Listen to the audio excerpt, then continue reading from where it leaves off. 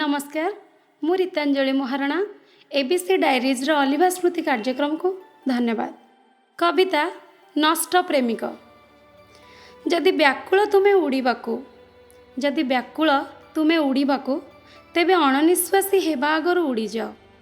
खोलीदेली प्रेम पंजुरीर द्वार जेउठी पोषा मनैबार प्रचेष्टारे मु हारी जाए बारंबार। हुए तो मु जी जाइपारे निसंग मुद्रारे प्रतारित मुहूर्त मानंकु देहरे नाई। तुमे किंतु उड़ी जाओ छलनार परझाड़ी पुणी एक महोत्सव पाई। थाईपारे रंगीन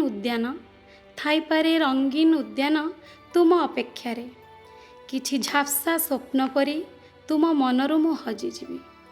किछि झाप्सा स्वप्न परी तुम मनरु मु हजिजिबी आजि नहेले काली निसंदेहरे।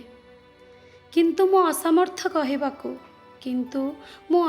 कहिबाकू पतंग काहिंकी सेई अनलकु झुरे। हाँ मृत्यु भयरे मु पलायन सैनिक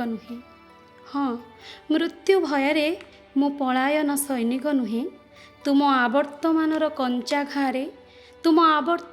कंचा घारे रक्ताक्त होई ताच्छल्य नीति नीति मरुथिबा मु नीरव प्रेमिकाटिए।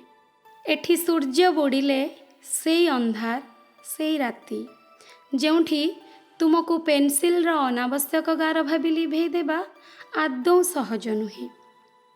मनरे गाढ़ हुए 105 ताती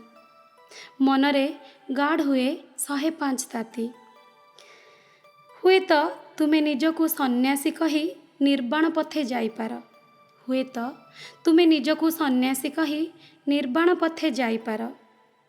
किंतु मु जाने तुम परिचय प्रेमर मुखातले प्रतारणार प्रतिमूर्ति गढ़ुथिबा तुमे जणे निखुण चित्रकर। प्रेमर मुखातले प्रतारणार प्रतिमूर्ति गढ़ुथिबा तुमे जणे निखुण चित्रकर। धन्यवाद। साहित्य महामंच अलिभा स्मृति कार्यक्रम संपूर्ण भाव साहित्य भित्तिक कार्यक्रम। एही कार्यक्रम रे लेखक लेखिका माने निजस्व कविता और गल्प पाठ करती। जदि कौनसी लेखक किंबा लेखिका अन्य कहा लेखा को पाठ करती और चैनल कर्तृपक्ष को सूचना दियंती नहीं एथिपाई चैनल और चैनल कर्तृपक्ष और सदस्य माने दायी रहिबे नहीं। धन्यवाद।